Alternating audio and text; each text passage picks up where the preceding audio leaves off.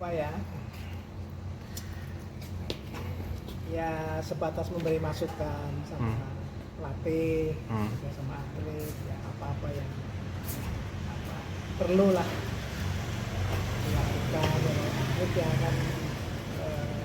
Intinya bahwa kalian latihan itu, kedisiplinan itu, konsentrasi, fokus itu harus dianggap sebagai satu kebutuhan, jangan sebagai satu beban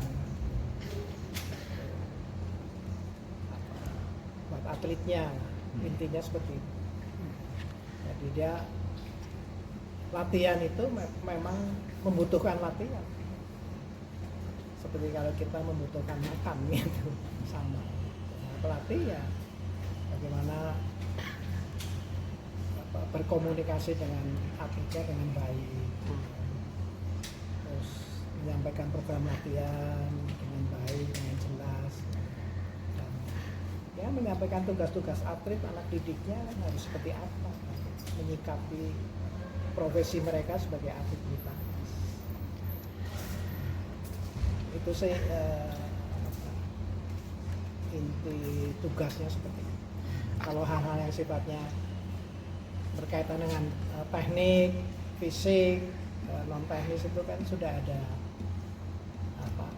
bagiannya. Kalau posisinya apakah sebagai konsultan atau apa gitu? Ya mirip lah, mirip seperti itu. Pendamping untuk sekitar mana ya, Mas? Hampir semuanya. Hampir semua berarti. Aktif mulai kapan kok, Chris? Bulan lalu ya, Bulan lalu. Agustus. Nah ini kan PBSI kemarin banyak dapat kritikan karena prestasinya agak-agak menurun gitu. Ya. Kalau tanggapan kok Chris sendiri bagaimana? Dan apakah penunjukannya itu juga berkaitan dengan ya Di apa? Oh enggak sih, enggak. Jadi ya memang harus diakui lah, lawan-lawan sekarang jauh lebih siap ya, dan sepertinya mereka sudah tahu mengantisipasi permainan anak-anak kita. Nah inilah justru tugas pelatih yang mencari cara ya, untuk kembali juga apa yang sudah diketahui lawan, diantisipasi lawan bisa dilawan balik. Kalau dulu kan kita itu dominan ya, seperti di ganda putra ya, belakangan berbalik gitu. Ganda putra kita jujurnya memang ada penurunan ya. Seperti kemarin kayak Leo Daniel, Bagas Fikri adalah mulai ada meningkat ya. Bisa final dan bisa mengalahkan dua pasangan bagus ya. Nah ini yang harus perlu diteruskan, mengantisipasi dilawan balik lah istilahnya. Apa yang sudah diketahui lawan ya, kita pelatih harus cari cara juga untuk membalikan keadaan. Nah, tapi kan dibandingkan dengan dulu pemain-pemain dulu dengan yang sekarang ini, dari segi mentalnya itu seperti apa sih? Karena kan kayak sekarang kan kayak banyak nilai kurang konsisten lah apa. Menurut saya sih pressure-nya yang sekarang jauh lebih berat, jauh lebih berat ya, dibanding dulu zaman saya atau beberapa tahun utamanya sebelum rally point diberlakukan. Itu begitu rally point diberlakukan itu jauh lebih berat dari sisi mental non teknis, apalagi dalam poin-poin kritis 18 atau 15 ke atas itu menentukan banget. Bayangin kalau 20-19 servis salah udah game. Kalau dulu kan kalau dibandingkan jadi rasa-rasanya lebih ya bukan santai ya, tapi lebih nggak terlalu berat buat kita, karena kalau mati kan pindah bola, apalagi double 4 kali itu saya servis, partner saya mati pindah bola, servis kedua pindah bola lagi, jadi nggak, pressure-nya beda. Sekarang nyangkut, nanggung, mati, poin jalan terus, pressure-nya jauh lebih berat kan sekarang. itu yang sangat menentukan tadi dari faktor non teknis. Apalagi ada poin-poin yaitu tadi 15 ke atas, 20 sama, 21, atau 20-19 itu betul-betul pertarungan mental. Termasuk juga seperti kalau sekarang kan atlet-atlet sekarang kan tidak hanya bulu tangkis ya kok, tapi kayak ada istilahnya banyak terekspos oleh media sosial itu juga ada pengaruhnya tidak jika dibanding dulu? Ya kalau pinter-pinter bijak mengelolanya, memanage sih sebetulnya banyak membantu. Tapi harus itu tadi sebetulnya harus diingatkan tugas utama atlet itu adalah itu tadi latihan dan segala sesuatunya yang kaitannya prestasi itu harus menjadi satu kebutuhan. Jangan kebutuhannya di tempat lain. Sehingga kebutuhan utamanya sebagai atlet lupa. Nggak fokus, nggak konsen. Bukan dilarang.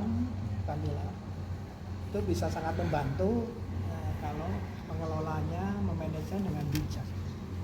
Itu tugas utama mereka tuh di lapangan, latihan. Harus menjadi satu kebutuhan khusus. Nah mereka atlet-atlet ini kan mendapatkan semuanya segala sesuatunya kan dari bulu tangkis, dari latihan keras, dari bukan sesuatu menjadi sesuatu. Gitu. Nah kenapa itu nggak di manage dengan baik supaya usianya panjang, gitu, prestasi jangan diganggu dengan yang lain-lain. Mungkin kalau melihat sebenarnya ada kendala ketahanan fisik nggak sih di pemain yang sekarang? Kalau dulu kan light Betul itu ada. Saya sudah sampaikan juga termasuk bahwa kita anak-anak kita perlu ditingkatkan ketahanan dari ototnya, muscle endurance. Itu yang jujur kita masih kurang dibanding dengan lawan-lawan seperti Jepang, Korea, Cina itu kan dari 0-0 sampai rubber set ya begitu aja terus main, pukulannya sama kerasnya, sama cepatnya. Anak-anak kita ada kecenderungan menurun. Jadi bukan dari sisi stamina, daya tahan, endurance dari kardiovaskular, bukan, tapi dari daya tahan ototnya yang suka nggak tahan. Jadi dari game pertama misalnya smash-nya masih keras, defense-nya masih bagus. Nah, mulai menginjak game kedua, apalagi sampai game ketiga, smash-nya mulai ngambang. Defense-nya mulai salah, mulai nanggung. Nah, itu gambaran dari menurunnya kekuatan otot. Gerakannya mulai lambat, ya, otot kakinya nggak tahan. Kecepatannya berkurang. Jadi betul, itu menurut saya harus diperbaiki. Muscle endurance-nya, daya tahan ototnya harus lebih baik supaya kalau sudah dari rubber set, rally yang lama itu bisa bertahan. Kalau bisa smash dari pertama main sampai akhir ya kecepatannya misalnya 100 km per jam ya 100 terus, jangan terus 50, 40. Kok Chris, saat ini apa? Selain di bulu tangkis, apa sih sisi lain apa kegiatannya apa aja gitu? Kegiatannya bulu tangkis saja. Nggak ada yang lain. Dunianya udah di sini di lapangan aja. Nggak ada. Terus kalau ngelihat sebenarnya potensi kita Asian Games dekat lagi, potensi emas kita dengan kondisi sekarang gimana? Ya dari 7 medali emas yang diperebutkan ya kita berharap ya mestinya beberapa yang nyangkut lah. Ya pertama sih harus kita lihat maksudnya di beregu dulu ya, karena pertandingan kan beregu putra. Nah itu kita berharap ada medali emas yang diraih. Kalau dari beregu atau tim itu kita dapat medali emas, perorangannya akan lebih ini ya. Kayak diri. Betul, lebih mantap gitu. Kalau nggak dapat emas, kadang-kadang kepikiran perorangannya bisa nggak bisa. Tapi kalau udah dapat duluan nih, ini gitu. Tinggal nambah lagi. Coach, kita kan di Jakarta kemarin 2018 Asian Games peringkat kedua dengan 2 emas. Sebenarnya Cina dengan 3 emas. Nah besok mainnya di Cina nih Coach. Iya. Gimana nih? Ya tidak selalu tuan rumah itu orang bilang kan keberuntungan, Yes. belum tentu juga. Contohnya kan Olimpiade Tokyo. Yes. Iya kan? Juga digadang-gadang. Tidak ada satupun. Sama sekali nggak dapat. Tapi kalau ada sisi keuntungannya ya kalau mainnya punya kepercayaan diri yang lebih ya ditambah supporter tuan rumah memang menjadi kekuatan yang luar biasa ya. Contohnya kayak pemain-pemain kita, sepak bola kita itu yang kemarin itu luar biasa itu. Bisa lolos sampai ke mana? Qatar ya. Ke Qatar. Main di rumah saya kan juga sering ngalamin dulu main di Istora. Kalau kita mainnya bagus, wah tambah karena penonton juga membuli lawan. Tapi kalau kita main jelek ya kita dibully sama lawan. Kata-katanya pokoknya kasar. Kita tahu bahasanya. Waduh, tambah susah, tekanan tambah berat. Udah ngadapin tekanan dari lawan sama penonton ya ditekan lagi. Yes. Jadi ada plus minus. Oke. Terima kasih.